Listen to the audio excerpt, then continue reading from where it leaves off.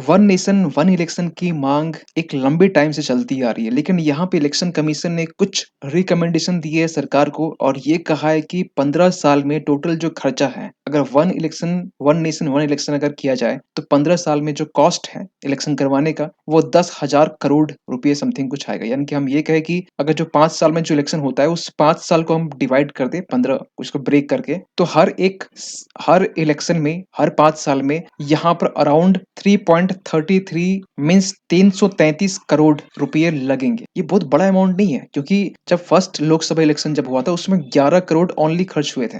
आज के टाइम में तो इलेक्शन बहुत खर्च होते हैं, तो यहाँ पर ये कहा जा रहा है कि 10,000 करोड़ रुपया 15 साल में खर्च होगा। इसके अलावा यहाँ पर इलेक्शन कमीशन ने कौन कौन सी बातें रखी है, कौन कौन सी बात की है, कौन क्या बेनिफिट है वन नेशन वन इलेक्शन के, क्या कुछ चैलेंजेस है, प्लस यहाँ पर ये भी बात करेंगे कि इसमें वन नेशन वन इलेक्शन को लेकर ऑपोजिशन पार्टीज क्या कह रही है। तो जैसे कि आपको मालूम है कि हर एक मीडिया आउटलेट्स में इस तरह के जो आर्टिकल्स है 10,000 crore needed every 15 years something कुछ जो आर्टिकल है वो पब्लिश हो रहा है। लेकिन मामला क्या है, देखिए कॉन्टेक्स्ट ये है कि रिसेंटली इलेक्शन कमीशन ने ये एक एस्टिमेट दिया है कि 10,000 करोड़ जो है वो 15 साल में आपको खर्च होंगे। किसके लिए, ध्यान सुनेंगे, ये आपका खर्च होगा ईवीएम मशीन के लिए, इलेक्ट्रॉनिक वोटिंग मशीन।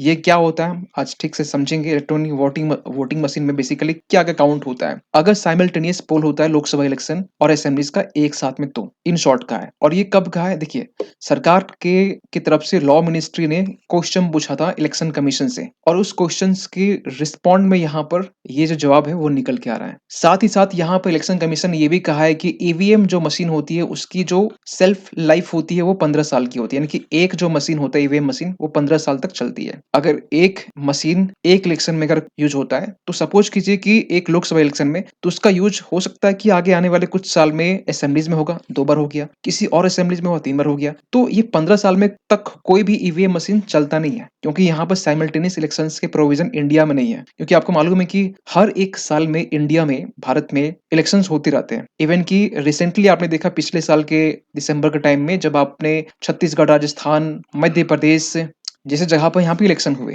तो उसी तरीके से हर एक साल कहीं ना कहीं इलेक्शन होते हैं। तो इलेक्शन कमीशन ने यहाँ पर यह कहा है कि इसके लिए 11.80 यानी कि इतने लाख जो पोलिंग स्टेशन होते हैं उसकी रिक्वायरमेंट होगी अगर वन नेशन वन इलेक्शंस की तरफ हम लोग आगे बढ़ेंगे तो। और इतना ही नहीं, यहाँ पर एक देखिए ईवीएम मशीन बेसिकली जो होता है ना, ये एक लोकसभा के लिए होगा। यहाँ पर ये कहा जा रहा है 2 सीट्स यहाँ पर डिमांड की जा रही है, नीड हो सकता है एक लोकसभा इलेक्शन के लिए। जो लोग आएंगे वो अपना जो पार्टीज को वोट देंगे तो उसमें एक लोकसभा के लिए होगा, दूसरा आपका होगा असेंबलीज के लिए। यानी कि फॉर एग्जाम्पल कि अगर मान के चलिए कि एक इलेक्शन मध्य प्रदेश में हो रहा है और एक इलेक्शन आपका जो लोकसभा में हो रहा है, ये दोनों साथ में हो रहे हैं, सपोज करते हैं। ऐसे पहले भी इलेक्शन हो चुके हैं, लोकसभा के लिए जब इलेक्शन था तो उस टाइम में उड़ीसा में भी सेम असेंबली इलेक्शन थी। तो यहाँ पर जो पोलिंग बूथ होगा, जो स्टेशन होगा, वहां पर दो दो ईवीएम मशीन होगी। एक में आप लोकसभा के लिए वोट कीजिए और दूसरे में आप वोट कीजिए असेंबलीज के लिए। तो यहाँ पर ये कहा जाए दो दो सीट यहाँ पर नीड है, और दो दो सीट यहाँ पर नीड है। इसके लिए यहाँ पर कुछ नंबर्स बताएगा कि कितने यहाँ पर बैलोट यूनिट चाहिए, कंट्रोल यूनिट कितने चाहिए और वीवीपैट मशीन कितने चाहिए। अब आपको बताते हैं कि ईवीएम मशीन होता क्या है। देखिए अगर आप इस इमेज में देख पा रहे होंगे, ईवीएम मतलब इलेक्ट्रॉनिक वोटिंग मशीन, और ईवीएम जो बनता है वो 3 मशीन को या 3 यूनिट को हम एक साथ मिला के बनाते हैं। फॉर एग्जाम्पल की ये आपका हो गया बैलोट यूनिट, ये आपका हो गया वीवीपैट और ये आपका हो गया कंट्रोलिंग यूनिट। आपको मालूम है कि अगर आप वोट कभी दिए होंगे तो समथिंग यहाँ कुछ पार्टीज के नाम होते हैं, आपको यहाँ पर प्रेस करना पड़ता है कोई बटन, और उसके 7 सेकंड के बाद में यहाँ पर ये जो वीवीपैट है, इस वीवीपैट में वेरीफाई कर सकते हैं। ये बेसिकली वेरिफिकेशन के लिए कि आपने वोट किसको दिया, ऐसा नहीं कि आपने कमल को दिया चला आगे गया हाथ छाप में। तो इसके लिए वीवीपैट मशीन लगाया गया। कंट्रोल यूनिट जो होता है, ये इसका काम ये होता है कि सपोज कीजिए कोई पर्सन यहाँ वोट देने के लिए आया और उसके बाद में इसका काम होता है रिफ्रेश करना। इन शॉर्ट आप ये समझिए एक पर्सन को वोट दिया, उसके बाद में अगला जो पर्सन आएगा तो उसके पहले यहाँ पर जो वोट पहले दिया उसको सबमिट करना होता है यहाँ पर, और सबमिट करने के बाद फिर से जब वो कोई दूसरा इंसान आएगा तो फिर वोट देगा। तो कंट्रोलिंग यूनिट यहाँ पर से कंट्रोल होता है। ऐसा नहीं कि आप यहाँ पर आए फटाफट 4 बार प्रेस कर दिए बटन और 4 बार वोट काउंट हो गया, ऐसा नहीं होता है। इसके लिए कंट्रोलिंग यूनिट यहाँ पर लगाया गया है। और ये तीनों मशीन को मिलाकर हम लोग बोलते हैं ईवीएम। और ये हो गया आपका बैलोट यूनिट, ये हो गया आपका वीवीपैट, और ये आपका हो गया सीयू कंट्रोलिंग यूनिट। तो सबसे ज्यादा महंगा जो होता है वो वीवीपैट ही होता है। अब आते हैं यहाँ पर, तो यहाँ पर जो कहा जा रहा है कि इसके लिए बैलेट यूनिट यहाँ पर कितनी रिक्वायरमेंट होगी। इलेक्शन कमीशन ने ये कहा है कि 46,75,100 और कंट्रोलिंग यूनिट आपका 33,63,300 और वीवीपैट जो 36,62,600 और ये लॉ मिनिस्ट्री को बेसिकली लेटर में कहा गया है। ठीक है, लेकिन यहाँ पर एक सवाल फिर निकलता है कि अगर हम रेट कॉस्ट देखा जाए कि एक बैलेट यूनिट का प्राइस कितना है, एक कंट्रोल यूनिट का प्राइस कितना है, एक वीवीपैट का प्राइस कितना है, तो ये टोटल अगर एक की हम बात करें ओनली वन, यहाँ तो समथिंग लाख में है, लाख में एक कम निकालेंगे, आप उसको इनटू कर लेना, ठीक है, वो आपके ऊपर में। यहाँ पर एक बैलेट यूनिट का प्राइस है लगभग 8,000 7,900। एक सीयू यानी कंट्रोलिंग यूनिट का प्राइस है 9,800। वीवीपैट का 16,000 एक वीवीपैट, यानी जिसमें ये इसीलिए लगाया गया ताकि आप विद इन 7 सेकेंड के अंदर आप ये पता कर सके कि आपने वोट किसको दिया। आपको मालूम है कि वो वहां से एक स्लिप निकलता है ताकि वहां से मालूम वो बेसिकली होता है कि काउंटिंग के लिए कभी कभी लोग जो ईवीएम मशीन उसके ऊपर क्वेश्चन उठाते हैं, तो उसके लिए वीवीपैट जो होता है ना, ये सबूत के तौर पर है ताकि वहां से डेटा निकल सके, और यहाँ जो स्लिप होता है वो बेसिकली स्टोर अच्छे से उसको रखा जाता है। इसके अलावा यहाँ पर इलेक्शन कमीशन ये भी कहा है कि जो एडिशनल पोलिंग और सिक्योरिटी पर्सनल इसकी भी नीड होगी बहुत ज्यादा, क्योंकि ईवीएम को स्टोर फैसिलिटीज ये भी इसकी भी डिमांड की जा रही है, व्हीकल्स की ज्यादा नीड होगी, तो इन सब के बारे में भी कहा गया है। प्लस एक बात पर भी फोकस किया गया है कि जो न्यू ईवीएम मशीन्स हैं इसकी प्रोडक्शंस को लेकर वेयर हाउसिंग जो फैसिलिटी यानी कि ईवीएम मशीन को कहां पर रखा जाए इतना, क्योंकि आप समझिए कि ये डबल करना है, लोकसभा में जितना यूज होता है उसका डबल करना, क्योंकि आप हर स्टेट में साइमल्टेनियस इलेक्शन होगा, तो समथिंग आप समझ लीजिए अगर लोकसभा में अगर एग्जाम्पल लेते कि अगर 1 लाख एग्जाम्पल लेते 1 लाख अगर ईवीएम मशीन है तो आपको 2 लाख ईवीएम मशीन चाहिए, तो इसके लिए वेयर हाउसिंग फैसिलिटीज भी चाहिए, लॉजिस्टिकल इश्यूज भी चाहिए, आप उसको एक जगह से दूसरी जगह ले जा सकते हैं, पोलिंग बूथ से आप जो वेयर हाउसिंग ये भी आपका फैसिलिटी चाहिए, इसके ऊपर भी ध्यान रखा गया है। और फाइनली यहाँ पर सुप्रीम इलेक्शन कमीशन ने ये कहा है कि साइमल्टेनियस इलेक्शन क्या अभी हो सकते हैं, तो इलेक्शन कमीशन ने यहाँ पे ये कहा है कि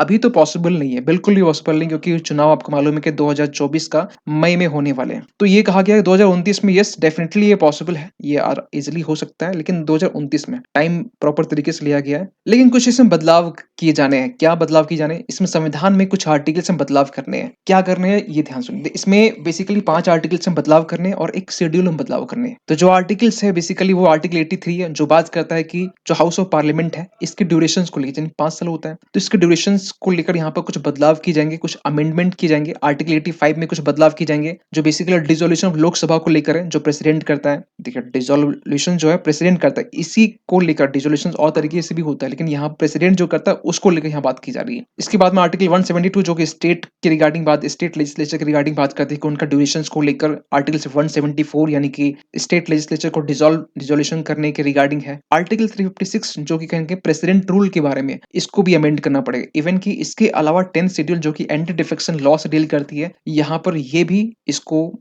बदलना पड़ेगा, कुछ अमेंडमेंट की जा सकती है। और इसके पहले भी हमने देखे कि रामनाथ कोविंद की अध्यक्षता में यहाँ पर एक पैनल बनाई गई थी, हाई कमेटी पैनल, एक कमेटी बनाई गई थी जो basically one nation one election को लेकर यहाँ पर कुछ टास्क दिए गए थे कि एग्जामिन करना है कि कितना सही कितना गलत है। तो उनका रिकमेंडेशन जो बेसिकली लोकसभा के इलेक्शंस को लेकर था, स्टेट असेंबलीज, म्युनिसिपैलिटीज, पंचायत, इनके इलेक्शन क्या साइमल्टेनियस हो सकते हैं, इसके रिगार्डिंग रिकमेंडेशन लेने थे। और यहाँ पर जब रिसेंटली जब रामनाथ कोविंद जब पूछते हैं इलेक्शन कमीशन ने, तो जितने फॉर्मर चीफ इलेक्शन कमिश्नर्स है, इवन की सुशील चंद्र या फिर ओपी रावत की बात करें, वो भी यहाँ पर यही कहे कि वन नेशन वन इलेक्शन जो फिजिबल है या इजिली हम लोग एक टाइम की बाद में इसको इम्प्लीमेंट कर सकते हैं। देख सकते हैं CEC back one nation one elections. लेकिन यहाँ पर कुछ ना ऑपोजिशन के जो पार्टीज के मेंबर हैं वो यहाँ पर इनका अगेंस्ट कर रहे हैं। यहाँ पे ये कह रहे हैं कि बेसिकली बेसिक स्ट्रक्चर के अगेंस्ट में है। जो बेसिक स्ट्रक्चर जो आपको मालूम है केशवानंद भारती केस के टाइम में ये निकल के 1973 अगर आपको याद होगा, तो ये इसके अगेंस्ट में कहा जा रहा है कि बेसिक स्ट्रक्चर को ये डिसॉल्व कर सकता है। इवन कि यहाँ पर ये भी कहा जा रहा है ऑपोजिशन पार्टी के लोग कि ये मुमकिन नहीं है, ये इम्पॉसिबल है। इंडिया में जिस तरीके से पार्लियामेंट्री सिस्टम है यहाँ पर ये इम्पॉसिबल है।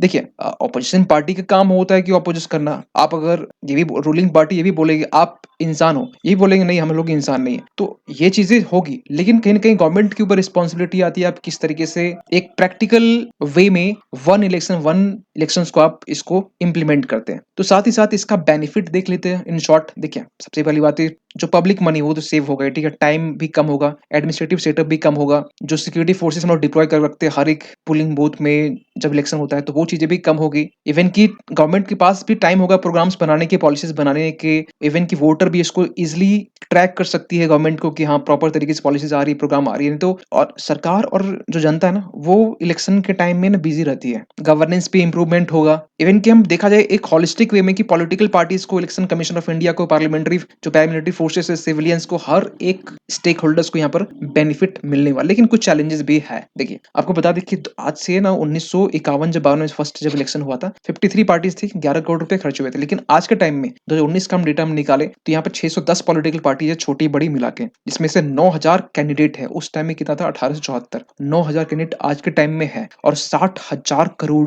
रुपए खर्चे होते हैं, ये समझिए। सो चैलेंजेस की बात करें यहाँ पर, तो चैलेंजेस यहाँ बेसिकली कुछ चैलेंजेस ये फिजिबिलिटी। आपको मालूम है कि सपोज कीजिए कि किसी स्टेट में सरकार गिर गई, डिसॉल्व हो गया, तो उस टाइम में क्या किया जाएगा? फिर वहां इलेक्शन कैसे होगा? इसके क्या प्रोसीजर होंगे? इसके बारे में तो कुछ रिकमेंडेशन ना आया है, न इसके बारे में यहाँ कुछ कहा गया है। तो ये एक क्वेश्चन मार्क निकलता है। लॉजिस्टिकल चैलेंजेस आएंगे क्योंकि आपको डबल कर देना है ईवीएम मशीन, तो उसको ले जाने, वेयर हाउसिंग तक पहुंचाने, इसकी फैसिलिटीज, इसमें चैलेंजेस आने वाले हैं। ये भी कहा जाता है कुछ एक्सपर्ट्स के फेडरलिज्म के अगेंस्ट में है। ये भी कहा जाता है कि रीजनल इंटरेस्ट जो होता है, यानी कि जो स्टेट के जो रीजनल जो इश्यूज होते हैं, कंसर्न्स होते हैं, उसको लेकर कहीं ना कहीं उसको अंडरमाइन करने की बात की जाती है कि वो अंडरमाइन हो जाएगा। लोग लोकसभा इलेक्शंस में जो भी मैनिफेस्टो होगा या फिर जो भी एजेंडा होगा उसी पे ऊपर लोग फोकस करेंगे। लेकिन ऐसी बात नहीं है, क्योंकि हम लोग देख चुके हैं 2019 के लोकसभा इलेक्शन जब बीजेडी जो पार्टी थी उड़ीसा की, उनको भी एक प्रॉपर तरीके से वोट मिलते हैं असेंबलीज में, क्योंकि दोनों साथ में हुआ था उस टाइम में। और लोकसभा इलेक्शन जब हुआ था तो उसमें बीजेपी को वहां पर अच्छे खासे वोट मिले थे। कुछ एक्सपर्ट्स ये मानते हैं कि इलेक्शन एक्सपेंसेस जो होते हैं ना, ये बुरे नहीं होते, अच्छी होती है, इकोनॉमी में को कहीं बुस्ट करती है, कंजम्पशन बढ़ाती है।